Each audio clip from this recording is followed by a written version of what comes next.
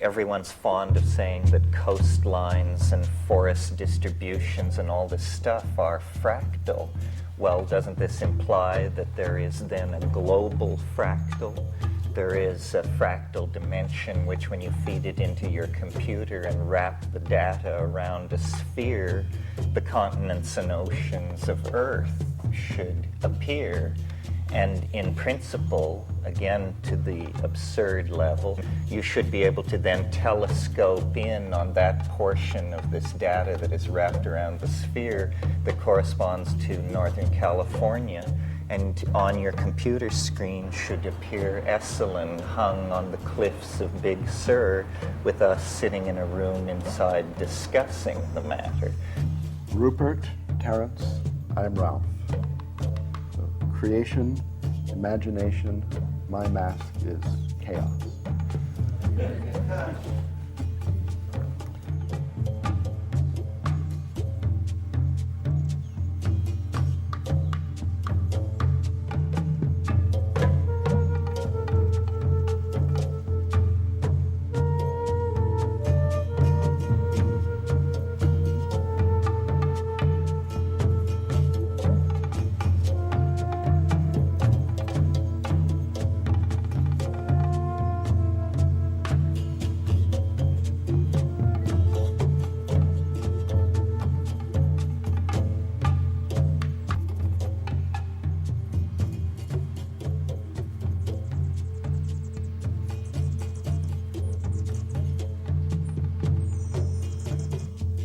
In my early LSD experiences, I seemed to see motifs and structures that gave me an interest in Tibetan Buddhism.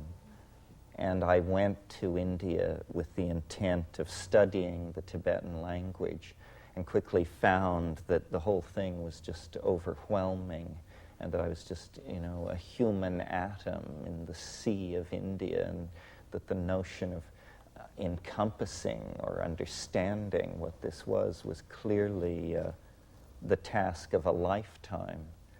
And several times in my life I have acted out this sort of ricocheting relationship between the humanities and the sciences, at times losing myself in the study of certain schools of poetry or literature or painting, and then at other times spending years reading philosophy of science and epistemic basis of physics and this sort of thing, always trying to get a resolution on the content of my experience, my lived experience, which included the psychedelic experience, which for me from very early on was this kind of tremendous mystery or conundrum which was set down in the middle of my being.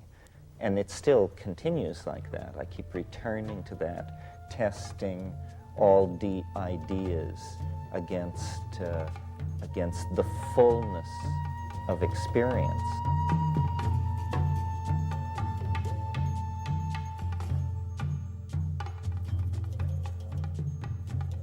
The main difference between our world and the world that science tells us we're living in is that science denies the quirky, freaky, cosmic giggle, high-plottedness, completely improbable, totally quirky humor that binds everything together and that makes it something other than an engine in which atoms blindly run, in Whitehead's phrase.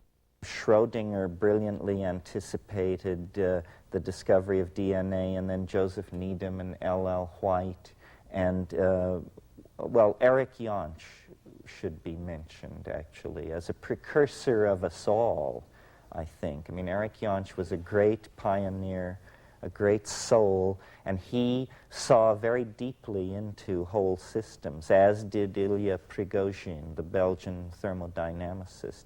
And I think a lot of all of what we're doing comes out of that. What Prigogine showed that just brought down the house was that there could be perturbations of physical systems that were unpredictable and that would cause the whole system to actually move to a more ordered state than the initial state. And this perturbation to higher states of order looks suspiciously like a violation of the supposedly inviolate second law of thermodynamics. So that looks, like a doorway into an energetic hyperspace.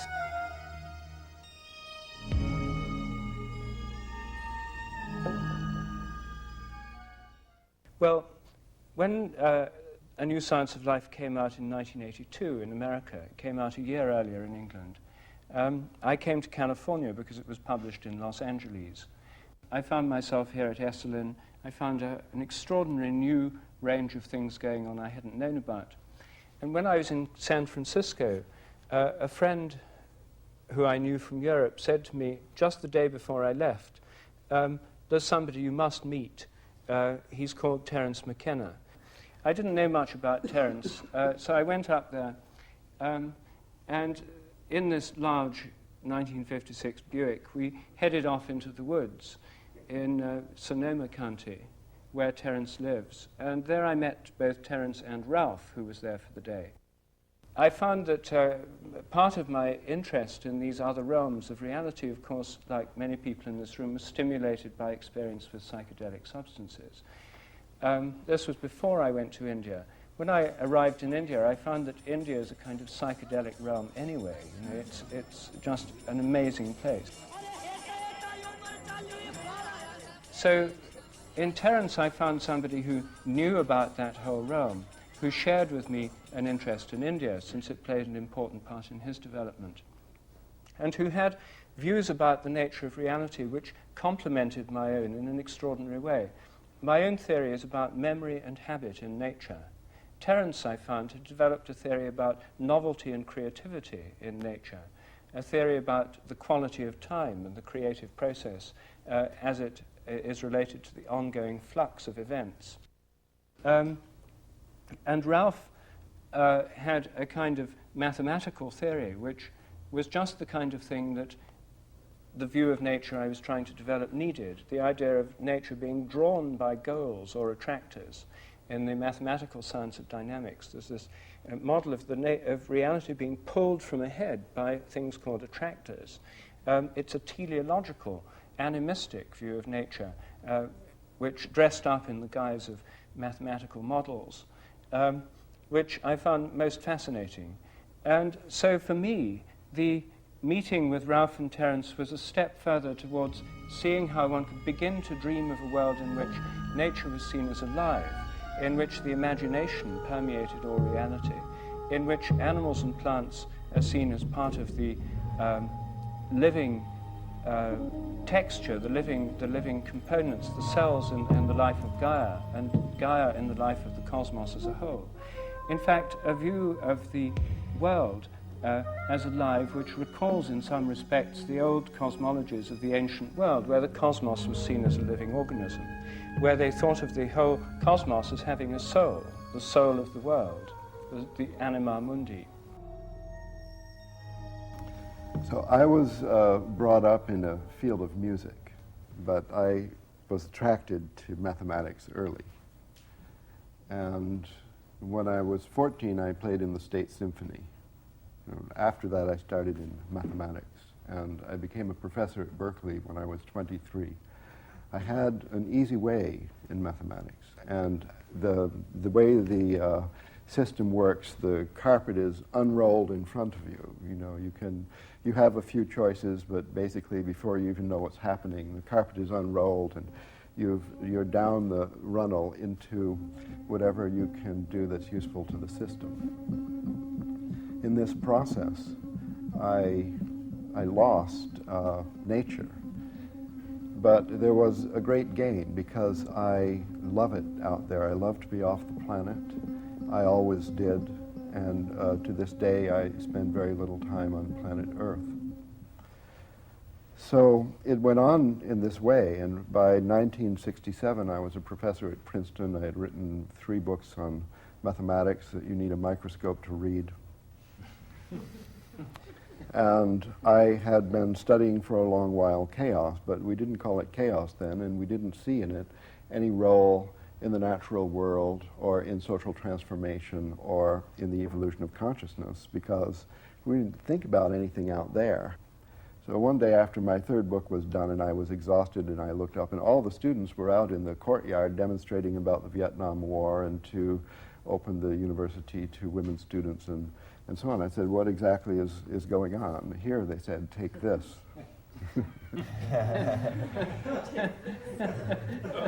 And so, like many people in that year or around that time, in 1967, my career had a bifurcation. So I went off the track with psychedelics, with meditation, but especially with searching, with trying everything, and eventually I was living in a cave in the Himalayas. And when I returned to California, I was standing on a street corner in Santa Cruz in white pajamas, and a car stopped. An old friend from a previous lifetime said, "There's somebody you have to meet. Get in the car." I had nothing to do. It sounded okay, and in that time, I believed that everything goes perfectly.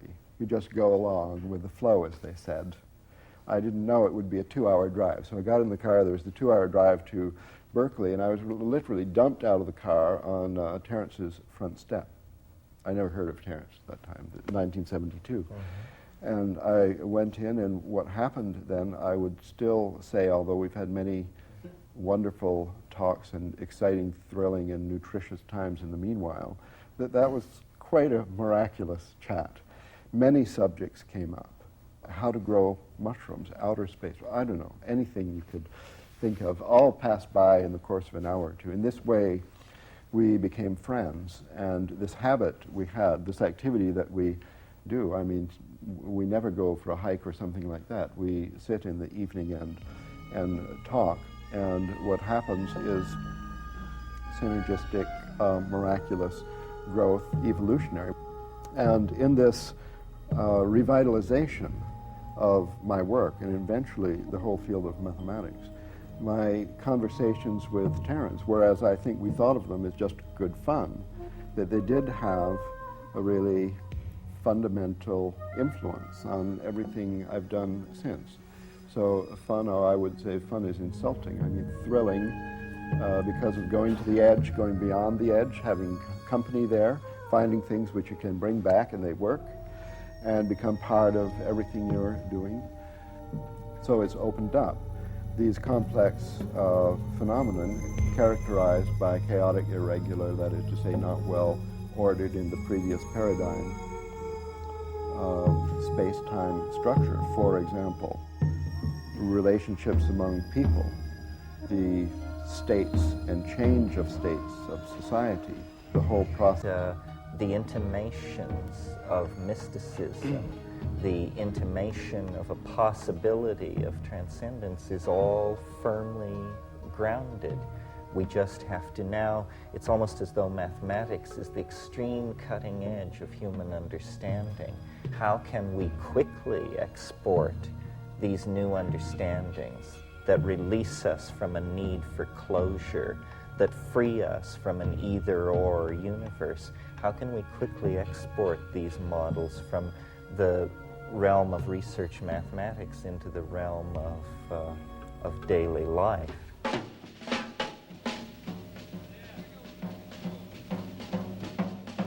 I really see it as politics, almost at the viral level, that we are trying to create new languages and new concepts, and not only create them, but teach them to you, and we ourselves repeat them over and over again, and you feed back into this, and then we refine the meme, and then a meme is like a gene.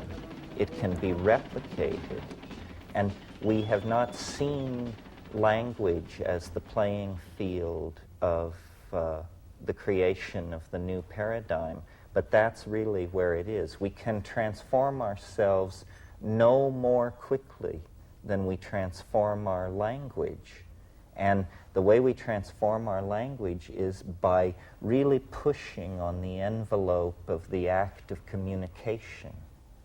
You know, the caterpillar in Alice in Wonderland says, "Say what you mean and mean what you say. I do." I'm a biologist by background. I studied biology because I was interested in animals and plants. And when I was studying it at Cambridge, I began to have terrible doubts about what I was doing, because everything that really interested me about animals and plants somehow vanished when I got into the biochemistry laboratories. I was majoring in biochemistry, and I did a PhD in biochemistry there. But there's a curious thing about biochemistry. You're doing biochemistry to study the molecular basis of life. Yet the very first thing you do in the laboratory is kill whatever you're studying, grind it up, extract the enzymes, and then in a test tube study the properties of some of these molecules extracted from this killed organism. And it began to occur to me that perhaps this wasn't the best way to understand life. But I didn't quite know what to do about it, because everybody else thought it definitely was the best way to study life, and in fact there was no other valid way. So this set me thinking, and I began to see that the science of biology could be reformed, that this idea that living organisms are truly alive rather than being just machines. That's the official doctrine. The mechanistic theory says living organisms are just complicated machines. Believe it or not, still the official doctrine of academic biology and academic medicine. These ideas went on developing.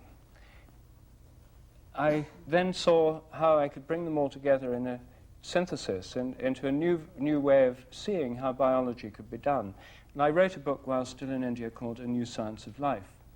In it, the basic idea I'm suggesting is that there's a kind of inherent memory in all kinds of animals and plants. Each species has its own collective memory. So each member of the species draws on this collective memory and in turn contributes to it. The instincts of animals, for example, the behavior of cuckoos, the spinning of webs by spiders, are like a memory, a habit of the species. This inheritance takes place by the process I call morphic resonance, by a kind of invisible, intangible memory, a kind of resonance between present and past organisms of the same kind. The same theory helps explain how our own memory works. By a resonance between our own past and our present states, it leads to the idea that our memories aren't stored in our brains, but that we're tuning into them by this process of morphic resonance. Rupert's notions revision causality. That means induct you into an entirely new way in which things happen. And this is, after all, where we're all spending a lot of our time. The models that Ralph is working with show that the world is not an engine running down toward a heat death, but a tremendous kaleidoscope of unpredictable, creative, open-ended activity on every level. I mean, it's really a dazzlingly kaleidoscopic vision. It's like a Sufi hierophany or something, but we're seeing it on the screens of computer simulations of this mathematical domain that is also the neural domain, that is also the social domain, that is also the ecoplanetary domain. This is not error. This is not mysticism. This is the real facts of how it is, how the world fits together. It fits together through the infusion of its invisible soul.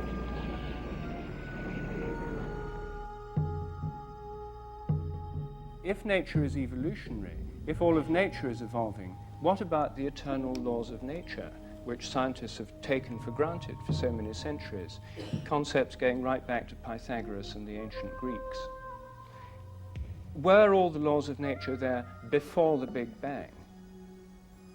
Well, if they were there before the Big Bang, where could they possibly be? There was nowhere to be, there was no universe. So if the laws of nature were all there before the Big Bang, then they must be non-physical, idea-like entities dwelling in some kind of permanent mathematical mind, be that thought of as the mind of God or just the mind of a kind of disembodied mathematician. They were thought to be permanent and all there before the universe. This assumption is still held by most of our modern cosmologists. It's something that physicists have not yet begun to question seriously. But as you can see, it's like an idea that's had the carpet taken from under it. It's sort of hanging over an abyss. Because there's no real reason why we should assume the laws of nature are permanent in an evolving universe. If the universe is evolving, then the laws of nature could be evolving as well. And in fact, the very idea of the laws of nature may not be appropriate. It may be better to think of the habits of nature evolving.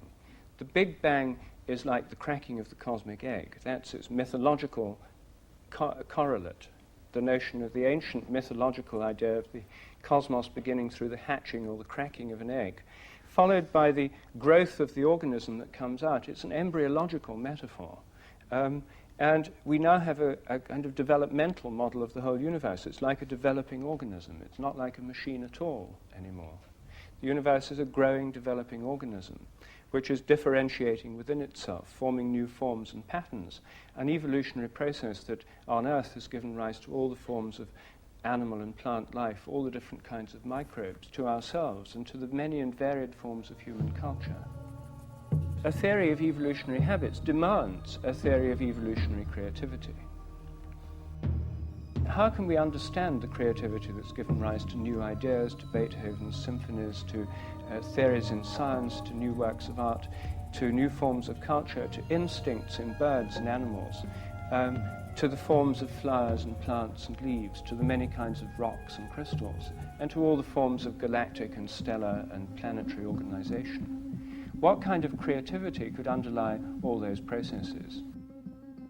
One is the materialist view that says the whole thing is entirely due to blind chance, that there's nothing but a kind of darkness of blind material processes going on, and then by blind chance, new things happen. The other model for understanding creativity, I think, is provided by our own imaginations. Our imaginations are not full of fixed Platonic ideas, which are always the same, like Platonic minds. They're ongoing, changing, dynamical processes with a kind of creative richness that always surprises us. So the question is, if nature is alive rather than dead, if the universe, if the earth have a kind of mind or soul of their own, if living organisms are in some sense mind-like, or if there's a mind-like process at work in nature, then how does it express its creativity? And so then the question is, could this creativity in nature be a product of the imagination of Gaia, of the Gaian mind? Could it be a product of the cosmic imagination? Could there be a kind of imagination working in nature which is similar to our own imaginations? Could our own imaginations be just one conscious aspect of an imagination working through the whole natural world, perhaps unconsciously as it works underneath the surface of our dreams, perhaps sometimes consciously? And could this ongoing imagination be the basis of evolutionary creativity in nature, just as it is in the human realm? Better on down. Oh, Houston, Suite 16 has arrived. How would it be, or is it credible that perhaps what the universe is a kind of system in which more advanced forms of order actually influence previous states of organization? This is what is emerging in Ralph Abraham's work with the chaotic attractors. They are attractors. That means that they exert influence on less organized states and pull them toward some kind of end state. And for me, the key to unlocking what is going on with history, creativity, progressive process of all sorts is to place the state of completion at the end, but to see it as a kind of higher dimensional object which casts an enormous and flickering shadow over the lower dimensions of organization, of which this universe is one. So that, for instance, in the human domain, when we look at history, what we see is an endless series of anticipations. The golden age is coming.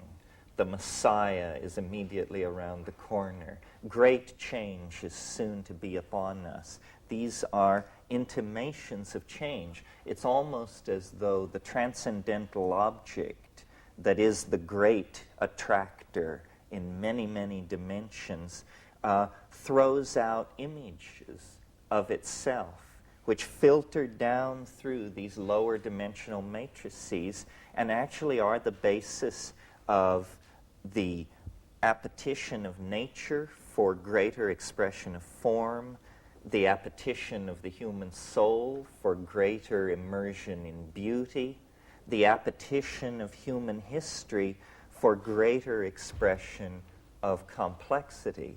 So when I think about these terms, chaos, creativity, imagination, I see them, it's like a three-stroke engine of some sort. Each impels and runs the other and sets up a reinforcing cycle that then stabilizes organisms, processes that are caught up in this, in the phenomenon of being.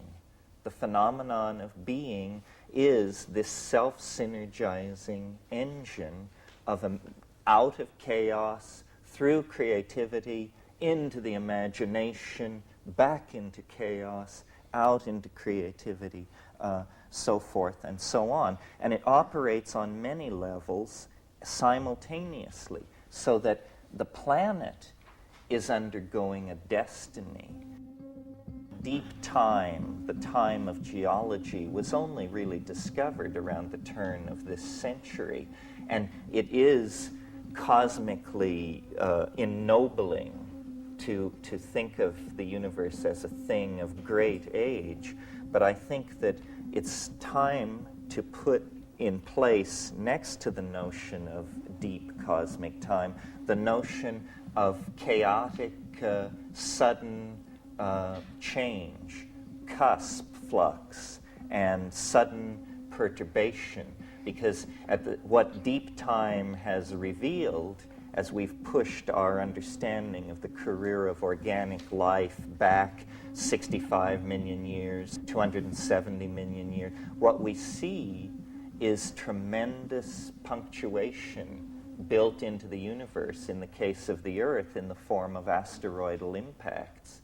This thing which happened 65 million years ago, nothing larger than a chicken walked away from it on this planet.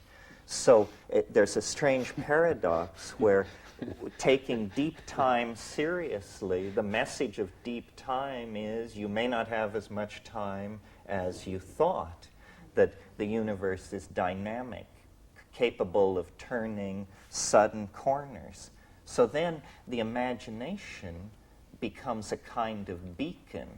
The imagination is, as it were, a scout sent ahead, or something which has preceded us into history, and in fact is a kind of eschatological object. It is shedding influence, the morphogenetic field, if you wish. If the morphogenetic field is not subject to the inverse square law of decreased influence over distance, then I, as a layman, don't see why, Rupert, we couldn't locate it at the conclusion of process. Because, you know, one of the things that's always puzzled me about the Big Bang is it's a singularity. This is the term physicists use for it. This means theory cannot predict it, and yet it is necessary to make everything which follows from it happen.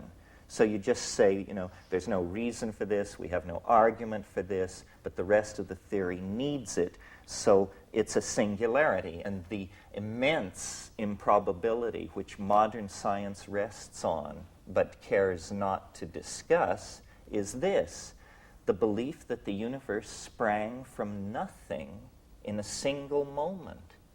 Well, if you can make that leap to believe that, it's very hard to see what you couldn't believe. That is almost the limiting case of credulity, I would think, So,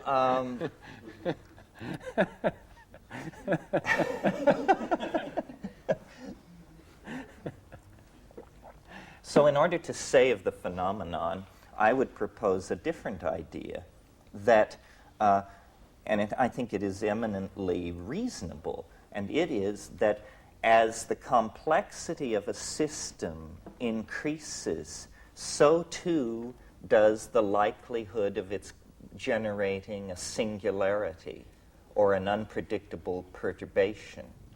So the pre-existent state of the universe I imagine to be extremely simple, an unflawed nothingness. In other words, the least likely situation in which you would expect a singularity to emerge. But now let's look at the other end of the historical continuum of the history of the universe.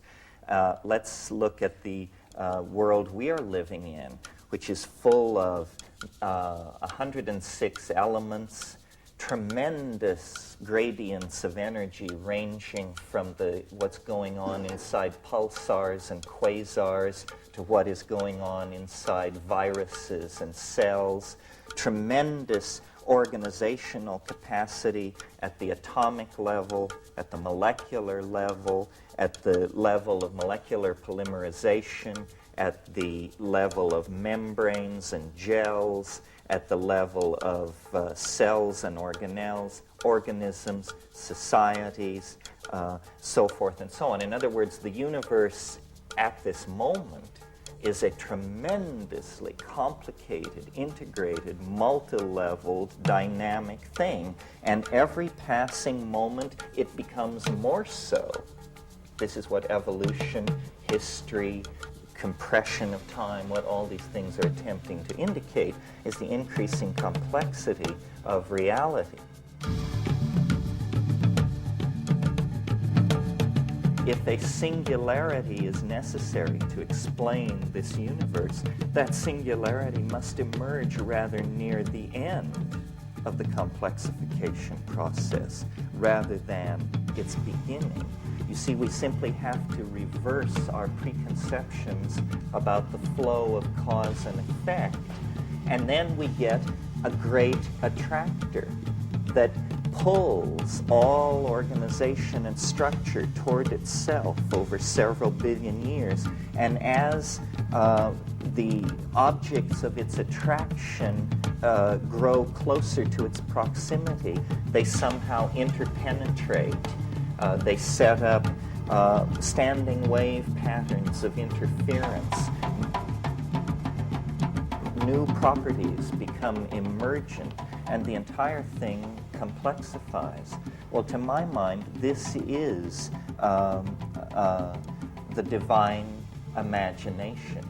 This is what Blake called it.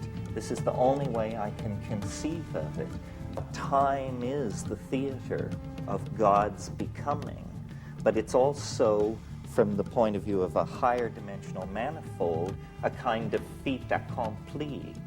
And this is no contradiction, or if it is, it's all right, because in these realms of higher ontology, you're always asked to avoid closure and hold the notion of a coincidentia positorum, a union of opposites. The thing is both what it is and what it is not, and yet it somehow escapes contradiction, and that's how the open system is maintained. That's how the miracle of life is possible. So I sort of think of the divine imagination as the class of all things both possible and beautiful. It's a kind of reverse Platonism. The attractor is at the bottom of a very deep pit into which all phenomena is cascading. What is taught in modern universities these days is that these tracks in the snow are going nowhere. The technical term is trendlessly fluctuating. And we're told that history is this kind of process. It's trendlessly fluctuating. It goes here, it goes there. It's called a random walk in information theory. It means you just wander around. And, well, it's very interesting. Now we begin to see through the marvel of the new mathematics that random walks are not random at all, that a sufficiently long random walk becomes a fractal structure of extraordinary depth and beauty. So you see, really what has to happen is for us to see chaos not as something that degrades information and is somehow the enemy of order, but rather chaos is the birthplace of order. Chaos is not the problem, chaos is the answer. I think a factor which changes everything is the discovery of dark matter, the fact that 90 to 99% of the matter in the universe is utterly unknown to us. This recent discovery effectively tells us that the whole cosmos and every material thing in it has a kind of unconscious, a material unconscious, an unknown dark realm which conditions everything that happens, the shapes of the galaxies, their interactions. Is Gaia, as it were, awake on the side that's in the sunlight, and in the side that's in the darkness as it rotates, dreaming? At night, are the plants, the animals, the whole ecosystems, the oceans, in some sense, in the dream state, when dreams and spontaneous images of what might be possible come to them? So, is there a kind of Gaian dreaming, and does it happen on the night side of the planet? What would the Gaian mind feel like? What form would a Gaian dream take, or what form would a Gaian psychedelic experience take? The psychedelic experience, it's preposterous to attempt to analyze it in terms of human motivation at its intense levels. It seems rather to be an ontological reality of its own that the human being has simply been privileged to briefly observe.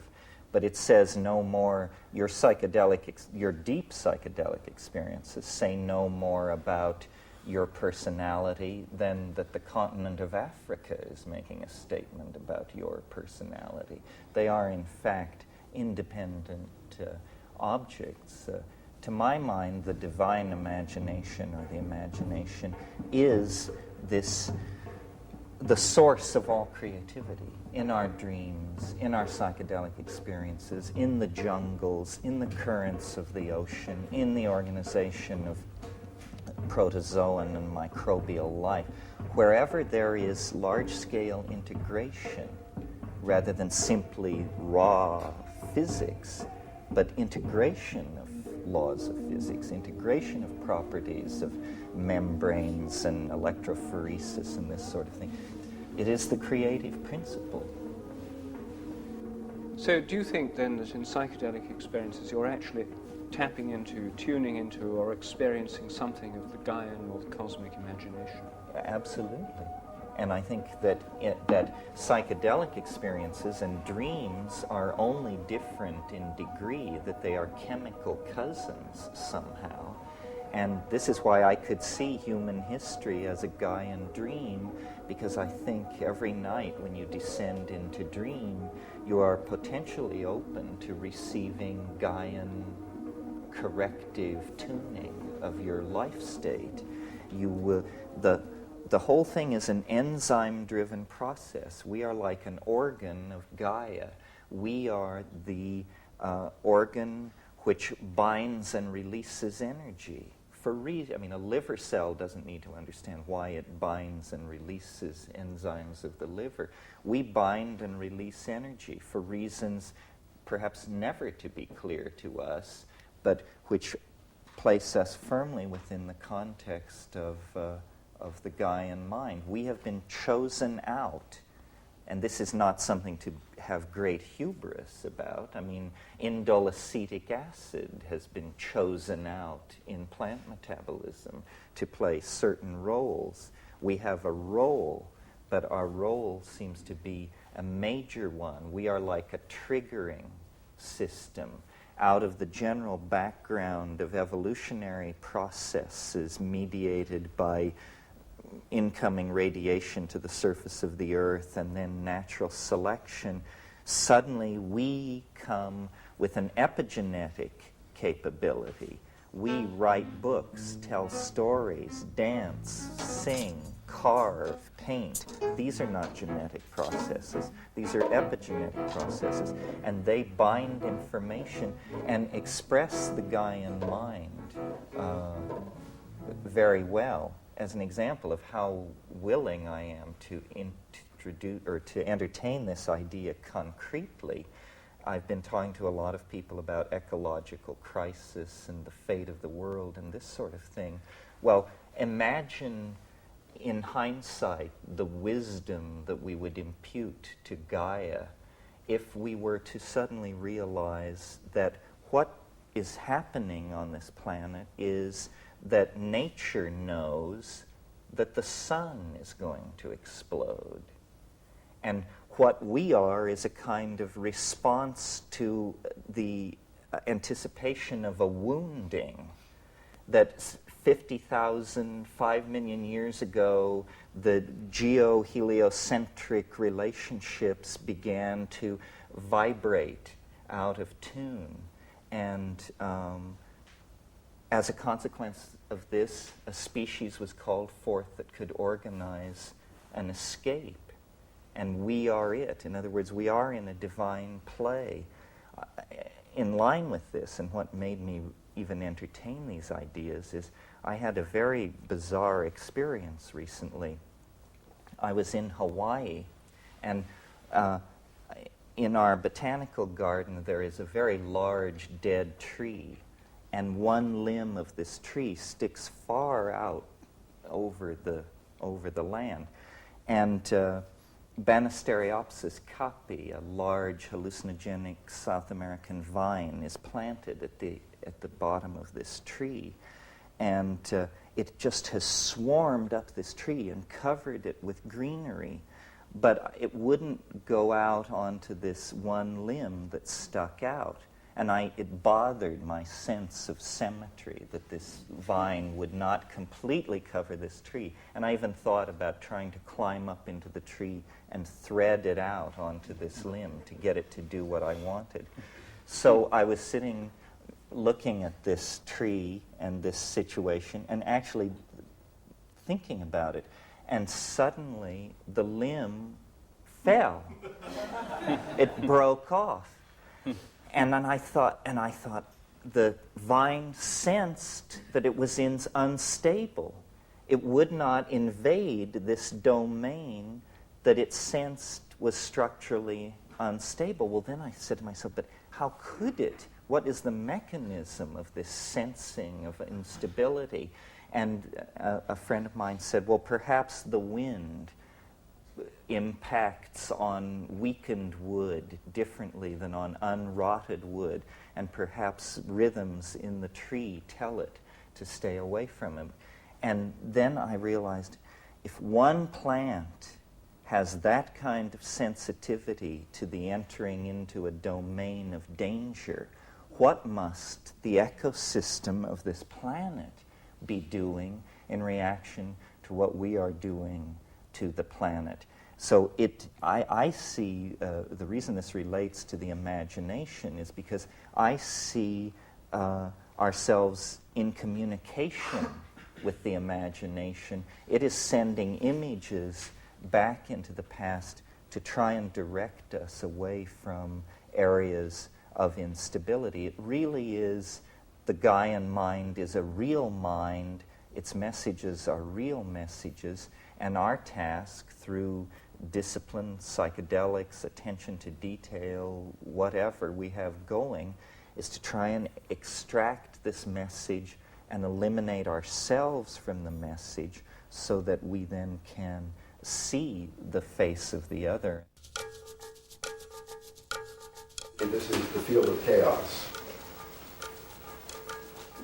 For a certain setting of the parameter, form will emerge out of the field of chaos. And where this happens reliably, we've explored the ocean all over and we found a few favorite regions. And they're called the Apache Rift, the Calico Mountain, and the Scroll Reef. So the submarine is dragging along at 1,000 iterations depth in the ocean of chaos, comes across these regular patterns. This is the first wing of the Apache Valley. This is Apache Valley. I think so. Then we get another field of chaos.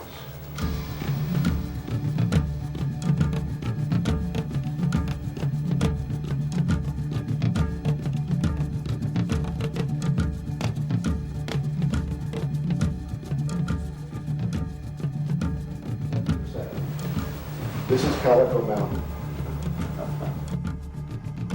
See, these are just snapshots of different starting positions, if you like. Later on, we drill a deep hole in this area and all the other interesting areas. Why does it have this quaternary structure? That is the question. This is a scroll reef. Now, it's a little presumptuous to call this chaos theory because, as a matter of fact, there is no theory. We're in the exploration phase now, and this is experimental mathematics that we are doing with supercomputers. This video was made out of these simplest possible dynamical systems called the logistic equation. And it just produces a series. It's very similar to a dripping faucet. So you could just as well imagine that we have 16,000 dripping faucets in an array of 128 by 128. And the time between drops is represented as a color on the screen. Now, do you think that if you had 16,000 dripping faucets, you could get out of them a pattern like Calico Mountain? It relates to waterfalls, for example, when the spray comes off the waterfall. And here's another example of a chaotic system. Could you write some equations and obtain a computer program that simulated the spray from a waterfall? I doubt it. And from this totally chaotic data, viewed in this particular way, which is called chaoscopy, you get these points in the planes that if the data was really random, the dots would be all over the plane. Instead, they lie on a curve, a smooth curve. And that is called the chaotic attractor. Well, it happens. I mean, there's a lot of theory behind this, enough to suggest that it's not some kind of artifact. No matter what kind of artifact it is, it's an interesting artifact. And I guess I'd like to call this a mathematical law. It has to do with the emergence of form from a field of chaos. We don't know what else to call it. It's not a mathematical law that was known to Pythagoras.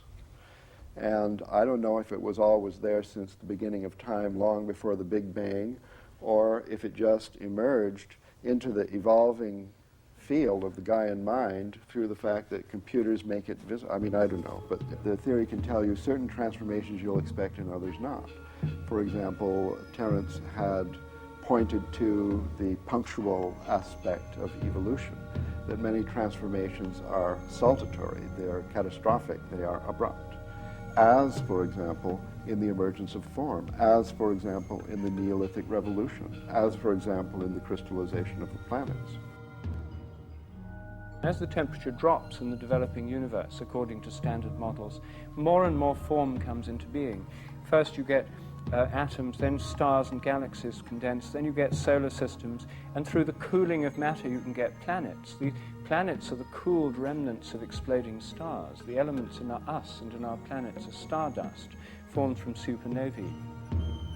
One way of looking at this is to see the expansion and cooling process, and indeed the flow of events, as being, thinking of it in terms of the flux of energy. And one of the great unifying concepts of 19th century physics is a unified conception of energy. Now, it's not entirely clear what energy is. Energy, in some sense, is the principle of change. The more there is, the more change that can be brought about. It's, in a sense, a causative principle. And it's a causative principle which exists in a process. In this process, the energetic flux of the universe underlies time, change, becoming, and the flux process itself seems to have an inherent indeterminism to it. This flux process, the universal flux, is organized into forms by fields. Matter is now thought of as energy bound within fields, the quantum matter fields and the fields of molecules and so on. And I think there are many of these organizing fields, the morphic fields. And nature is the theatre of these habitual fields organizing the indeterminate flux of energy. The fields themselves, by having this energy within them, have this indeterminate quality too. So even organized systems of a high level of complexity still have this probabilistic quality. The fields that organize this energy to give rise to material and physical forms are themselves probabilistic. Chaos is never eliminated. There's always this indeterminism or spontaneity at all levels of organization. So there's a formative principle, which is the fields, and there's an energetic principle, which I think has the chaos inherent in it. It's a kind of change, which left as pure change would be chaos.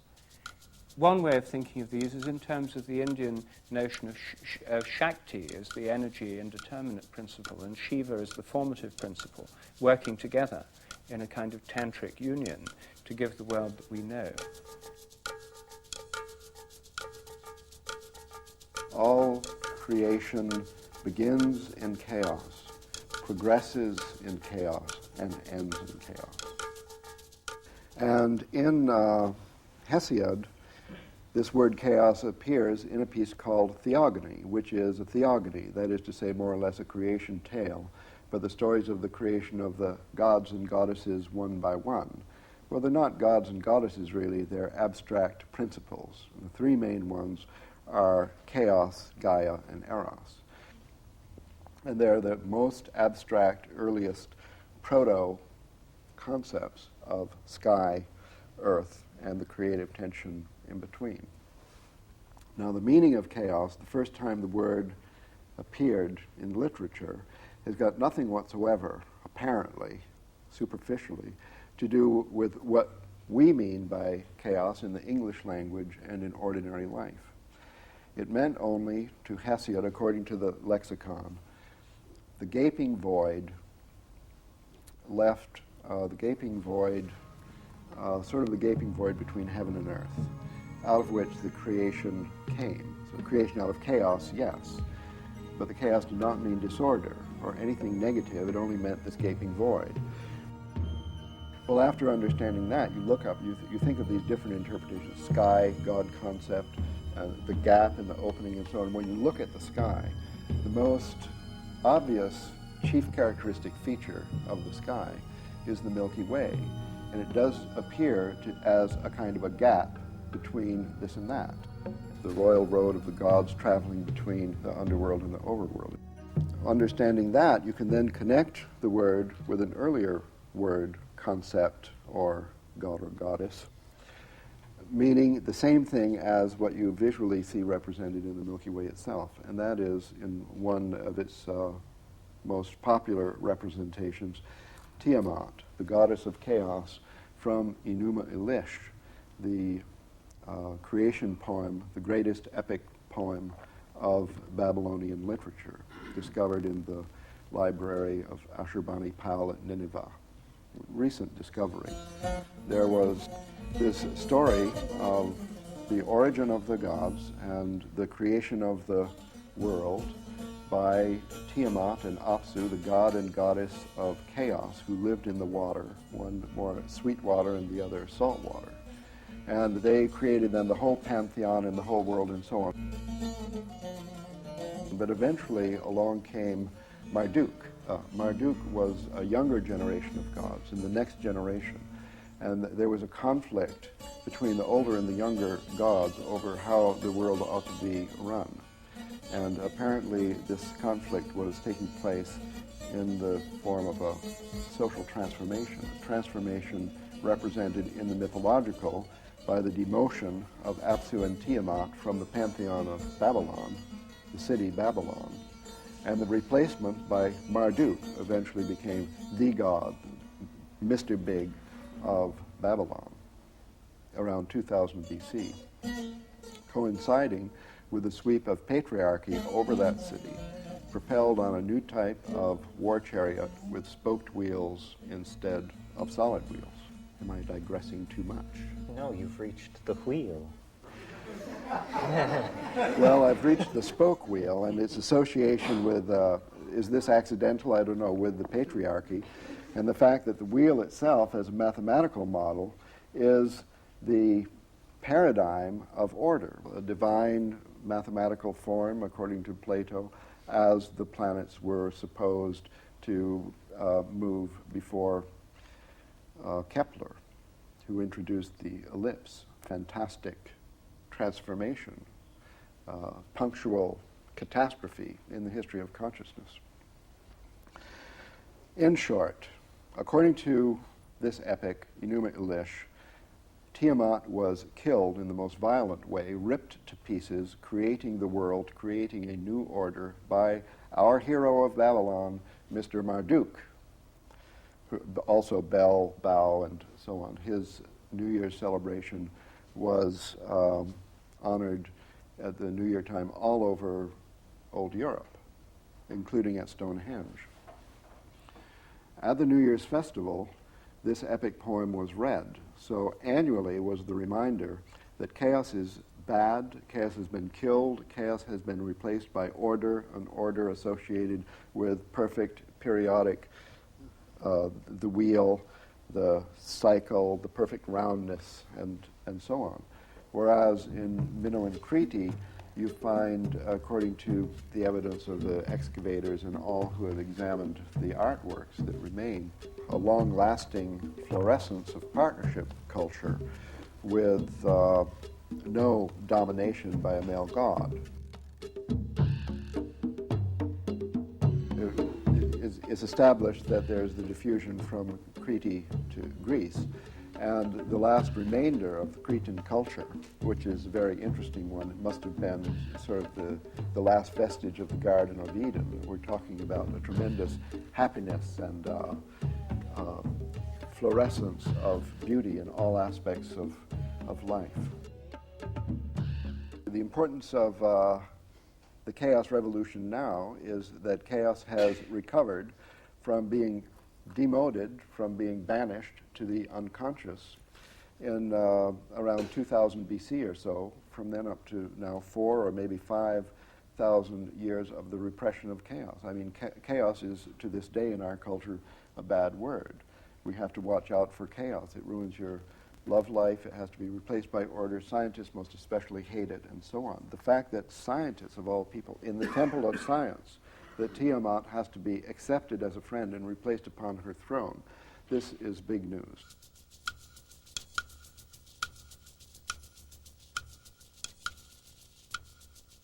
I believe that the importance of the psychedelics is primary here, and that it doesn't simply have to do with the fact that they synergize cognition, which they do, and the synthetics as well as the natural ones. But it's deeper than that. It's that we have a secret history, knowledge of which has been lost to us and only is now recoverable in the light of the kind of mindset that becomes possible to us if we accept the new paradigm. And what this secret history is and has to do with, and how it relates to the Gaian mind and the world soul, is that we are the victims of an instance of traumatic abuse in childhood as a species, because a symbiotic relationship with the world-girdling intelligence of the planet, which was mediated through plants, through shamanism. I mean, it wasn't an abstraction, it was an experience, was eventually broken up and disrupted by progressive climatic drying of the Eurasian and African landmass. And so this is literally the fall into history, the expulsion from Eden. All these primary myths of a golden age found and lost have to do with the fact that once we lived in dynamic balance with nature, not as animals do, but as human beings only could, but in a way that we have now lost. Well, how have we lost it, and what have we lost? How we have lost it is the way in which these psychoactive compounds that were being brought into the diet were acting is they were psycholytic upon the formation of the ego.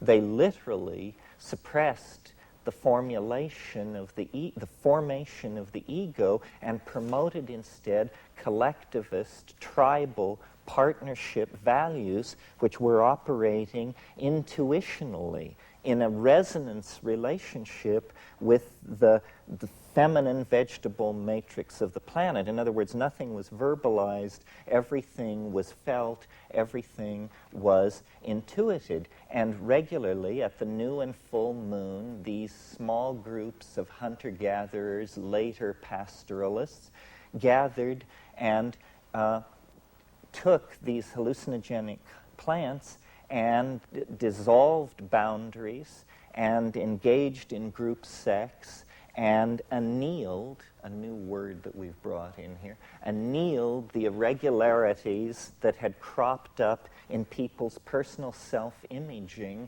in the interval since the last session.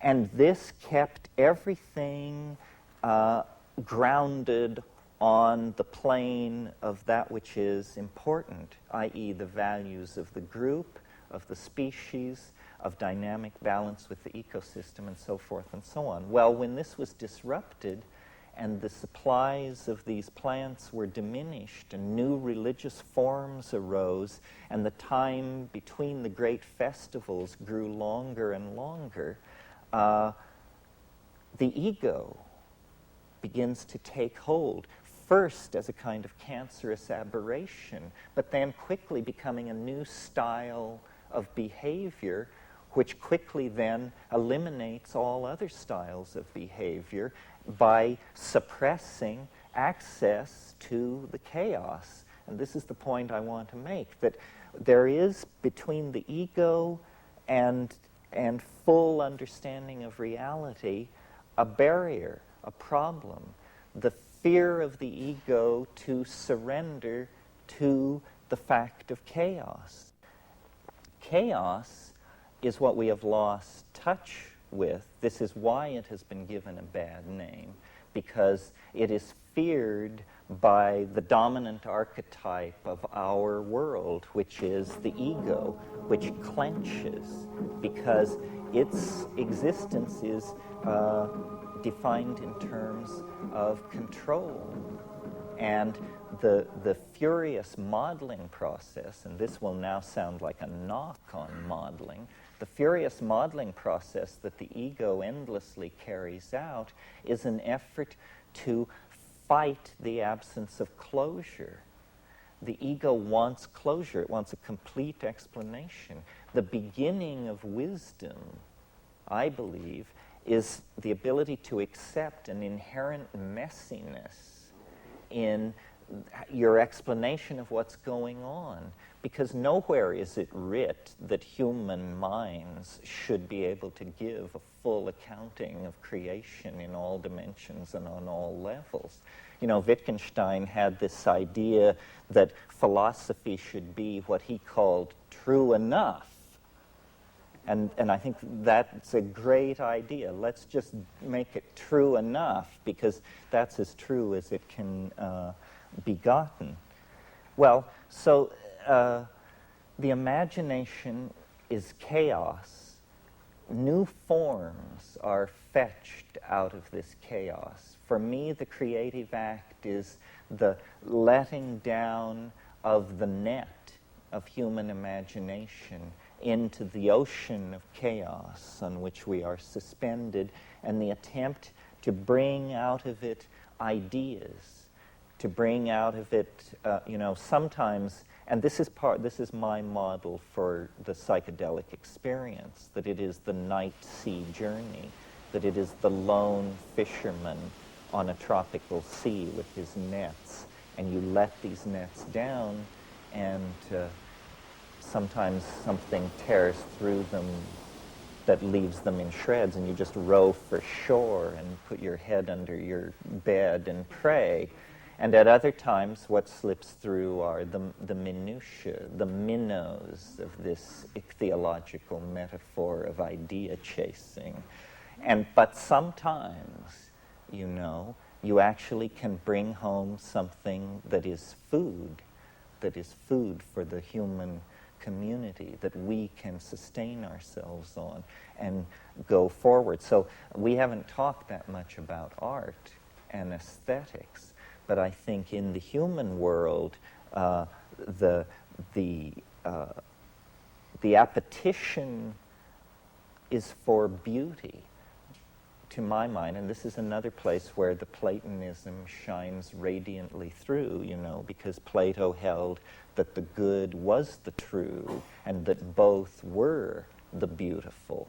And this is a very quaint idea from the point of view of modern philosophy, but I think, it's in the bones when you actually connect yourself up to the planet. That's why chaos is capable of being the tremendous repository of ordered beauty that it is, because there is no chaos in the old definition, which is to say that which by any definition or any test is found to be disordered.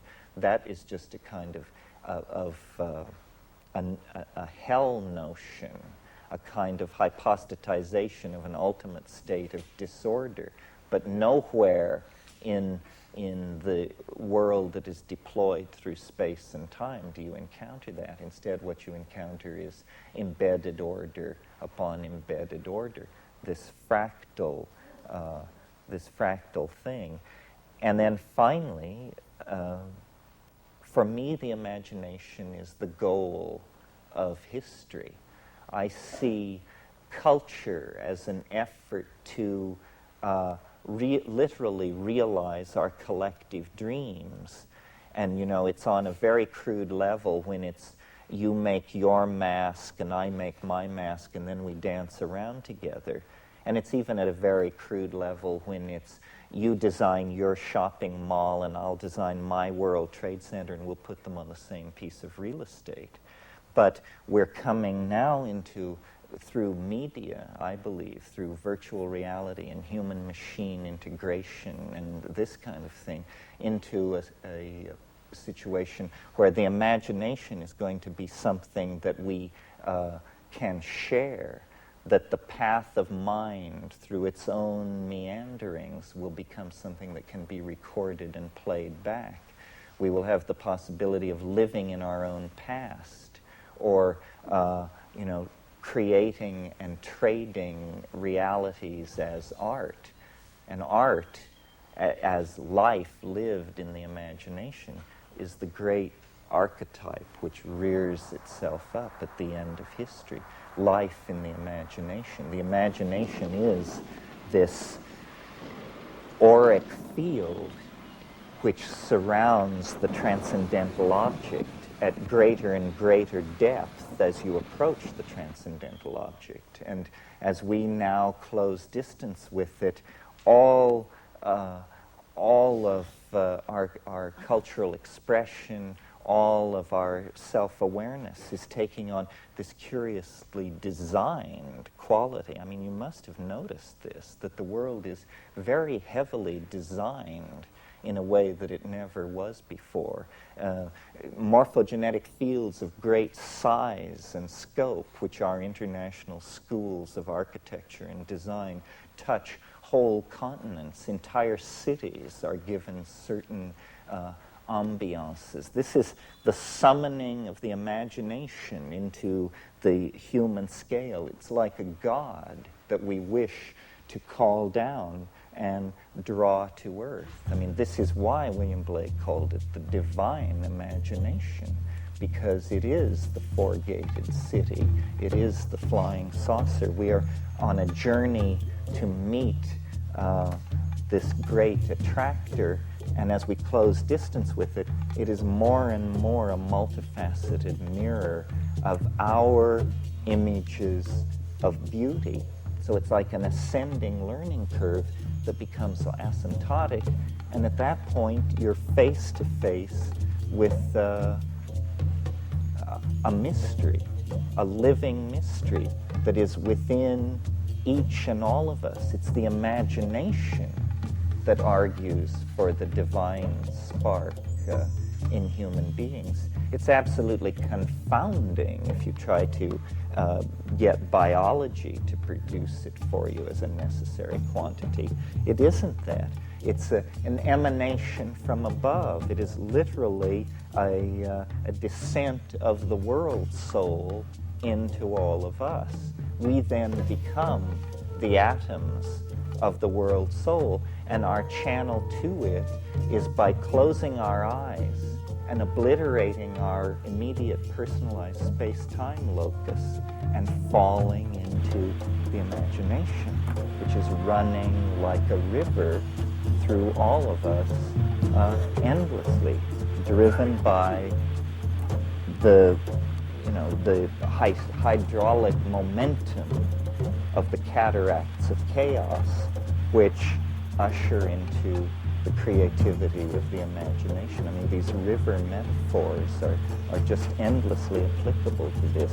The flowing of forces over landscapes, the pressure of chaos on the imagination to create creativity, and it's looping back into the same. I mean, these things are the icons for the world that wants to be. But the key is surrender and dissolution of boundaries, dissolution of the ego, and a trust in the love of the goddess, which transcends rational understanding. There will come a moment which will be an absolute leap into space, and we will simply have to have the faith that there is something waiting there, because the dominator style has left us no choice.